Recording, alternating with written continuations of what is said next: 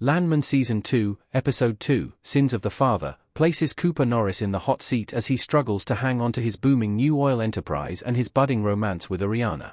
Right when things start to look bright for Cooper, he gets dealt a devastating hand by Ariana after betting all his chips on her to open up the episode.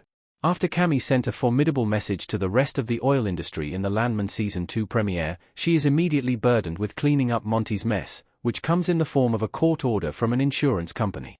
MTEX was issued a $420 million settlement to build another gas well off the coast of Louisiana after one blew out, but neither Rebecca nor Nathan can account for the funds.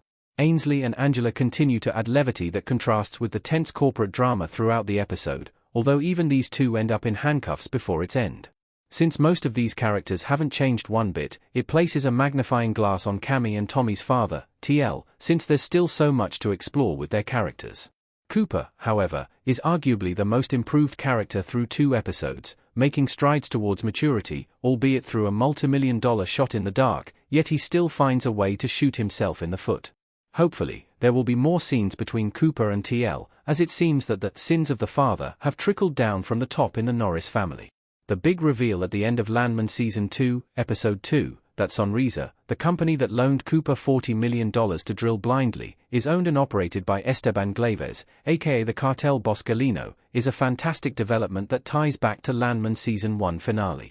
After a strong but familiar start last week, Landman Season 2 is officially up and running. Landman Season 2 dives into the Norris men's fractured history. Emerson Miller, Paramount+.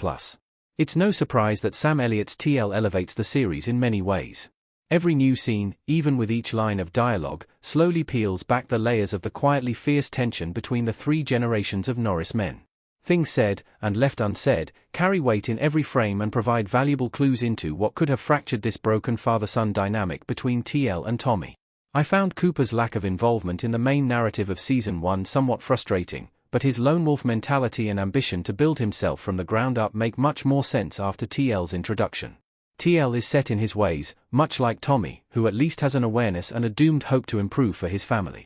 We can already begin to see how Tommy's parenting directly refutes that of TL's, like never laying a hand on his son, and also how Tommy can't escape his own upbringing when it comes to guiding Cooper. The way Tommy remembers Dorothy, his recently passed mother, is clearly much different than how TL chooses to hold her in his mind. Even though she seems to be their main point of contention, they're now left facing each other in her absence, which should make for some of the greatest new developments in Landman Season 2. While this is very much a show about business and enterprise, it's even more so a portrait of family. Landman's greatest highs and lows continue to spring from its portrayal of gender roles. Emerson Miller, Paramount+. Landman Season 2, Episode 2 proves that this series can be an exceptional vehicle for exploring vulnerable parts of masculinity, particularly between father and son relationships.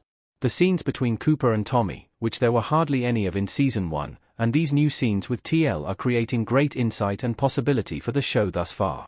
That said, there's still a bit of a narrow lens on how the women characters are portrayed in this show, which is disappointing. They're either impulsive or irrational, like Angela has been since the premiere, and Ariana starts to become this episode, charming yet ditzy like Ainsley, or hard-pressed and over-the-top like Rebecca. Tommy holds a more traditional perspective about women and marriage, which regrettably sparked Angela's latest dinner party meltdown in the Season 2 premiere after Tommy brought up her cycle. These portrayals and instances, while they can be entertaining, often devalue the female characters into one-dimensional caricatures. Ariana's reasons for being afraid of Cooper's apparent new fortune are valid, and I do enjoy seeing Cooper evolve outside their dynamic. However, it does feel like the strength and resolve that drove Ariana throughout Season 1 took a step back this episode, potentially just as a means for Cooper and Tommy to bond, somewhat at the expense of Ariana's character arc.